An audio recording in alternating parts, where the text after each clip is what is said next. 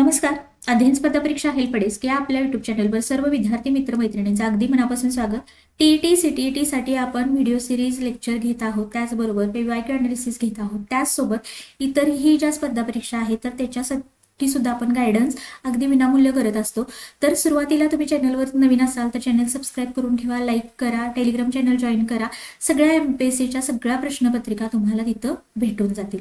तर बघा, आज आपण जे कोणी तलाठीची 2023ला लास्ट एक्झाम झाली होती त्याच्यानंतर आतापर्यंत तलाठीची परीक्षा झालेली नाही, 23 नंतर आता सध्या ही जी ऍड आहे गट क ची, म्हणजे तलाठीची जी पदं आहेत तर ती एमपीएससी मार्फत भरण्यात येणार आहेत.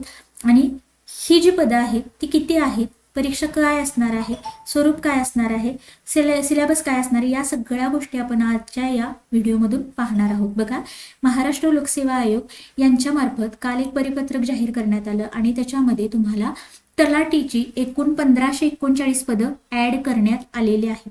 तलाठीची तुम्हाला पात्रता काय असणार आहे, तर तुम्हाला फक्त कोणत्याही विषयातील तुम्ही पदवी असेल तर तुम्ही तलाठी पोस्टसाठी अप्लाय करू शकता.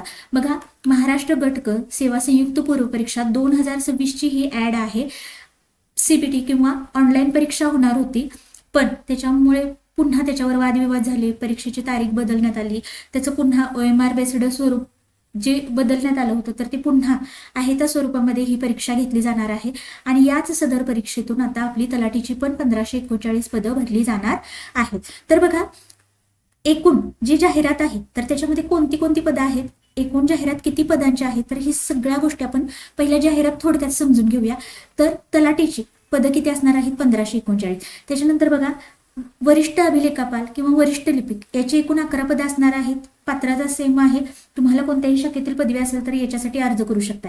सहाय्यक अधीक्षक याच्यासाठी तुम्हाला गटकचं पद आहे, 11 पदे आहेत, कोणत्याही शाखेतील पदवी आवश्यक आहे. आता इथं सहाय्यक मत्स्य व्यवसाय विकास ज्यांची कुणाची BFSC पदवी असेल तर ते फक्त इथे अप्लाय करू शकतात. एकूण पदं आहे 254. त्याच्यानंतर लिपिक टंकलेखकची बघा, नियंत्रक शिधा वाटप व संचालक नागरी पुरवठा कार्यालय असेल, अन्न नागरी पुरवठा कार्यालय, आदिवासी विभाग, महसूल विभाग व महसूल वन विभाग, इथं तुम्हाला विविध विभाग दिलेले आहेत. आणि त्या विभागामध्ये तुम्हाला लिपिक टंकलेखक म्हणजे ज्यांचं पदवी प्लस टायपिंग झालेलं आहे अशी वेगवेगळी विभागानुसार पदं आहेत. 230, 155, 69, 480, 339 ही फक्त एवढी पदे लिपिक टंकलेखकची आहेत. तुमची पात्रता असणार आहे लिपिक टंकलेखकसाठी कोणत्याही शाखेतील पदवी आणि टायपिंग. तुमचं टायपिंग झालं असेल, पदवी असेल तर तुम्ही या पदांसाठी अप्लाय करू शकताय. एकूण जाहिरात बघा, 3088 ही पदं आहेत, प्लस 1539 अशी एकत्रितरित्या 5707. सगळ्यात मोठी ऍड ही या वर्षीची असणार आहे गट क ची. तुम्हाला बघा, अर्ज कधीपर्यंत सादर करायचा आहे, 5 ऑगस्ट 2026 पर्यंत. आणि पेमेंट कधीपर्यंत तुम्ही करू शकताय, चुकून तुमचा अर्ज भरलेला असेल पण तुमचं पेमेंट राहिलेलं असेल तर तुम्ही 8 ऑगस्ट पर्यंत फक्त पेमेंट करू शकताय. अर्ज भरण्याचा अंतिम दिनांक आहे 5 ऑगस्ट आणि शुल्क भरायचं राहिलं असेल तर त्याच्यासाठी तुम्हाला 8 ऑगस्ट पर्यंत शुल्क भरता येऊ शकतं. तर बघा, ही झाली आपली जाहिरात. आता जे कोणी सरळ सेवा स्वरूपात म्हणजे Marathi 25 mark, English 25 mark, maths reasoning 25 mark आणि GK 25 मार्क हा आपला फॉर्मॅट होता तलाठी पेपरचा. 100 प्रश्न, 25-25चे 4 सेक्शन. आता ही तलाठीची पदं गट क मध्ये अंतर्भूत झाल्या कारणाने लास्ट तलाठी TCS मार्फत घेण्यात आली होती. आता ही पदं MPSC घेणार असल्यामुळे गट कचा जो काही सिलेबस असेल तर तो आपल्याला फॉलो करावा लागेल. तर बघा, महाराष्ट्र गट क सेवा संयुक्त पूर्व परीक्षेचा हा काय आहे, सिलेबस आहे. एकूण जी प्रश्नपत्रिका असते त्याच्यामध्ये 100 प्रश्न असतात. तुम्हाला दर्जा तुमचा पदवीचा असतो, माध्यम मराठी किंवा इंग्रजी दोन्ही लँग्वेजमध्ये तुम्हाला प्रश्न असतात, मराठीमधून पण आणि इंग्रजीमधून पण. 100 प्रश्न तुम्हाला फक्त 1 तासामध्ये सोडवायचे असतात. वस्तुनिष्ठ बहुपर्याय हे तुमच्या पेपरचं स्वरूप असणार आहे. बघा, 25-25-25चा जो 4 सेक्शन 25 मार्काचे हा फॉर्मॅट आहे तर तो आता इथं लागून होणार नाही, स्पेशली तलाठी करणारे जे विद्यार्थी आहेत त्यांच्यासाठी. आणि तुम्हाला आता MPSC गट कचा सिलेबस फॉलो करावा लागेल. 100 प्रश्न 1 तासात सोडवायचे आहेत आणि त्याला निगेटिव्ह मार्किंग असणार आहे. 1/4. त्याचा सिलेबस बघून घेऊया काय काय अभ्यासायचं आहे. हा झाला प्रीचा सिलेबस. तुम्हाला प्री असणार आहे आणि या प्री एक्झाम मधून जे कोणी क्वालिफाय होतील त्यांच्यासाठी मेन्स असणार आहे. मेन्सचे परत 2 पेपर असणार आहेत ज्याच्यामध्ये तुम्हाला मेन्सचा GSचा जो सब्जेक्ट आहे तो पुन्हा 100 प्रश्नांचा किंवा 100 मार्काचा एक पेपर असेल.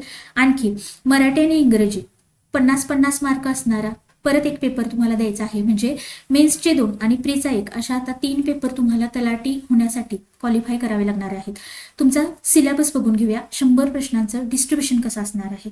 तर बघा, इतिहासामध्ये तुम्हाला आधुनिक भारताचा इतिहास आणि महाराष्ट्राचा इतिहास 10 प्रश्न 10 मार्काला येतात. इतिहास.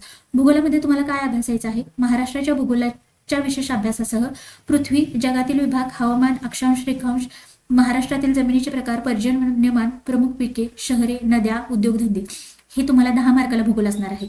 इतिहास 10 मार्क, भूगोल 10 मार्क. अर्थव्यवस्था तुम्हाला 15 मार्क आहे, ज्याच्यामध्ये भारतीय अर्थव्यवस्था आणि शासकीय अर्थव्यवस्था. त्याच्यानंतर चालू घडामोडी तुम्हाला 15 मार्काला विचारलं जाणार आहे. राज्यशास्त्र, राज्यघटना 15 मार्काला आहे. सामान्य विज्ञान तुम्हाला 15 मार्क आहे. अंकगणित आणि बुद्धिमापन एकत्रित तुम्हाला 10-10 म्हणजे अंकगणित आणि बुद्धिमत्ता एकत्रित 20 मार्काला असणार आहे. तर बघा, 15, 30, 45, 60 हे 70, 80, 90 आणि 100 अशा पद्धतीनं तुम्हाला इतिहास 10 मार्काला, भूगोल 10 मार्काला, अर्थव्यवस्था 15 मार्क, चालू घडामोडी 15 मार्क, राज्यघटना 15 मार्क, सामान्य विज्ञान 15 मार्क आणि गणित आणि बुद्धिमापन चाचणी हे 20 मार्क असं तुमचं किती असणार आहे बघा. इतिहास 10, भूगोल 10, त्याच्यानंतर अर्थव्यवस्था 15, राज्यघटना 15, त्याच्यानंतर सामान्य विज्ञान तुमचं 15 असेल, चालू घडामोडी 15 असेल आणि गणित आणि बुद्धिमत्ता 20 मार्क असं तुम्हाला टोटल 100 प्रश्नांचं किंवा 100 मार्कांचं डिस्ट्रीब्युशन असणार आहे. जे कोणी सरळ सेवेतून तलाठी किंवा आधी सरळ सेवा करत होते किंवा आधी तलाठीचा अभ्यास सरळ सेवेच्या अंतर्गत करत होते, सुरू केलेला आहे, तर त्यांनी आता इकडे MPSCकडे शिफ्ट व्हायचं आहे. कारण MPSCचा पेपर पॅटर्न तो फॉर्मॅट तुमच्या लक्षात आल्याशिवाय तुमची तलाठीची पोस्ट निघणार नाही.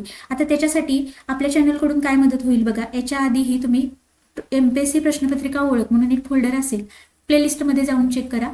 मागचे MPSCचे गट ब चे गट क चे पेपर तिथं दिलेले आहेत. फक्त प्रश्न आणि उत्तर पूर्ण डिटेल अनालिसिस तुम्ही कधी करा, तुमचा ज्यावेळी पूर्ण अभ्यास होईल, तुमची अभ्यासक्रमावर सिलेबसवर कमांड येईल त्यावेळी. आता फक्त प्रश्नांचं स्वरूप समजण्यासाठी प्रश्न आणि उत्तर अशा स्वरूपात आपण सगळ्या ज्या मागच्या प्रश्नपत्रिका आहेत MPSCच्या गट ब च्या गट क च्या तर त्या आपण व्हिडिओच्या स्वरूपात देण्याचा प्रयत्न करू. त्यामुळं प्रश्नपत्रिका ओळख हे जे फोल्डर आहे प्लेलिस्टमध्ये ते तुम्ही जाऊन चेक करा. त्याच्यामध्ये व्हिडिओ अपलोड होतील डेली आणि त्याच्यामध्ये फक्त प्रश्नपत्रिका आपण अभ्यासणार आहोत. जसं की प्रश्न आणि उत्तर आणि 10 प्रश्नपत्रिका झाल्यानंतर मग आपण डिटेल विषयानुसार त्याचा अनालिसिस चालू करूया.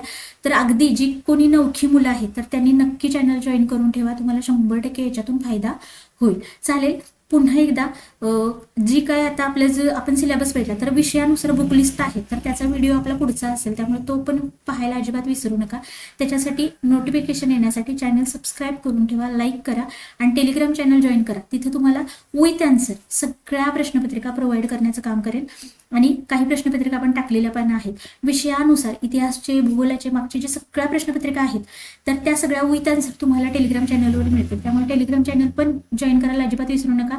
लिंक कुठे भेटेल तर डिस्क्रिप्शन बॉक्समध्ये टेलिग्राम चॅनलची लिंक तुम्हाला मिळून जाईल. त्यामुळे नक्की चॅनल जॉईन करा, टेलिग्राम चॅनल जॉईन करा आणि आपले हे यूट्यूब चॅनल आहे तर ते सबस्क्राईब करून ठेवा आणि लाईक करायला अजिबात विसरू नका. चालेल. धन्यवाद.